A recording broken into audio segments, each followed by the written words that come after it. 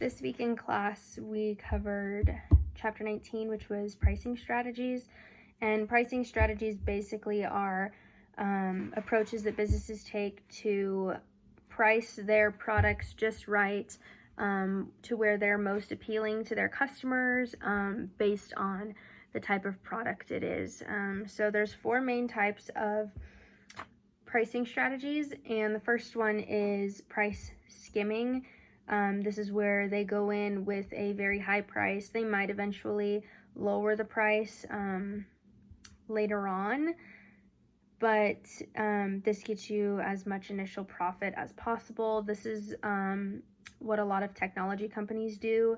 For example, when a new iPhone comes out, they set the price as high as they think they can because they know that they're going to have buyers, because there are people waiting out the door for these new products. The second being penetration pricing, and this is where they come in with a very low entry price and then eventually raise their price over time. This works really great with elastic products. They do this to capture market shares.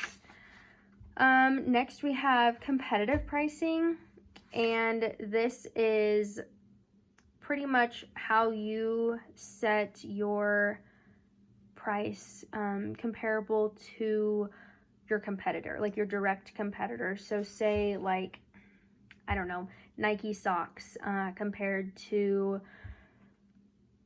Target brand socks, the Up and Up brand. I don't even know if they make socks, but how are you, I guess Nike is priced higher because it's a better quality sock than the Target brand or whatever. So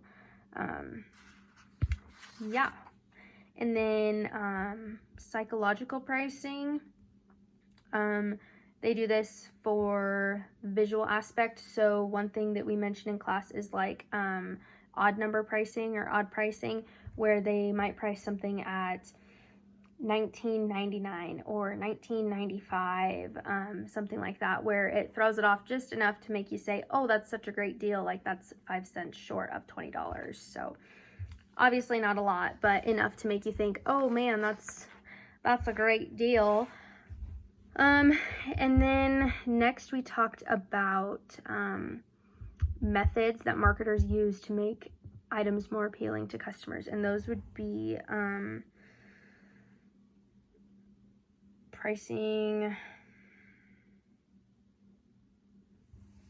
I didn't read the question very well before I started recording, and I've already tried 3 times, so I'm just gonna roll with this.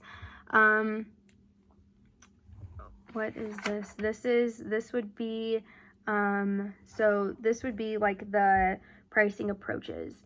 Yeah, because pricing objectives is what we covered last class. So, promotional, that would be your, like your deals, your sale price, like the $19.95 rather than $20. Like, I know a lot of infomercials say like, get the $19.95 today, normal price is like $50 or something like that, something silly like that. It's just a temporary ingredient to promote your product. Next is the loss leader and leader pricing. This is very almost illegal, I don't want to say illegal, but you're more or less lure your customers in for a low price just to more or less price gouge them in the end. Neither of these strategies are guaranteed. They're not a good strategy to use. The only way that this would be valuable to the marketer is when there's a lot of competition. So I think one of the examples that we talked about in class is Black Friday. You say, here's this coffee pot that's marked down $150, and you get into the store and there's one coffee pot. But then there's other coffee pots sitting right next to it that are $300 more than this one. So that would be a really good example. And then the last one is bundling. And this would be like when you go into the store and there's shampoo and conditioner packaged together. Or I don't know. I think Scott mentioned in class, toothpaste. If you buy a new toothbrush, you might get a little thing of toothpaste. He also mentioned that this bundling is sometimes a good way to test products. They might put out a new toothpaste flavor or something with a toothbrush that you buy.